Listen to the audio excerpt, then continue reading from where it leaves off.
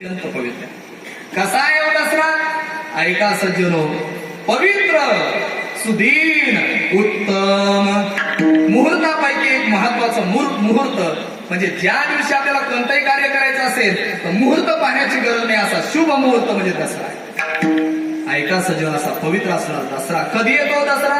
ऐका सज्जनो, नवरात्राच्या नवरात्र पूर्ण झाल्या की मग येतो दसरा.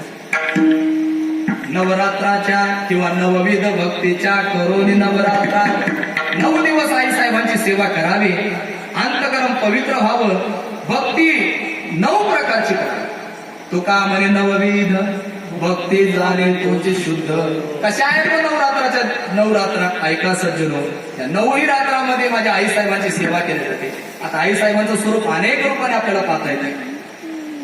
आपण आई साहेबांना मातृरूपाने पाहू शकतो, आपण शक्ती रूपाने आई साहेबांना पाहू शकतो. अशी 7ही रूप 9ही रूप आपण आई साहेबांचे पाहू शकतो. चला आई साहेबांना नमस्तस्मै नमस्तस्मै नमस्तस्मै नमो नमः.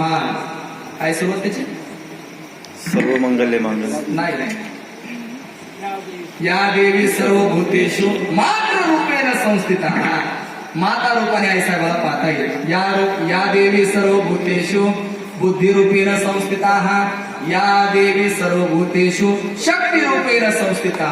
नमस्तस्मै नमस्तस्मै नमस्तस्मै नमो नमः. माणसाची उपस्थिती कधीच बाहेर जात नाही. माझ्या कसा गजानन महाराजांचा आत्माराम महाराजांचं नाव राहून गेलो, त्यांनी मला टच केला बघा, टच. या देवी सर्वभूतेषु मातृरूपेण संस्थिता. महाराज त्या 9 दिवसाच्या नवरात्र आहेत आणि एक भक्ती एका दिवशी केली पाहिजे. आजही कीर्तनाला अभंग जो निवडलाय ना, त्याच नवरात्राच्या निमित्ताने तसाच निवडलाय. या अभंगाची आणि आजच्या दिवसाची संगती अशी बघा.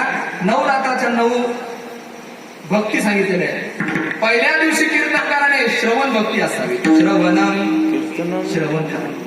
श्रवण या भक्तीचा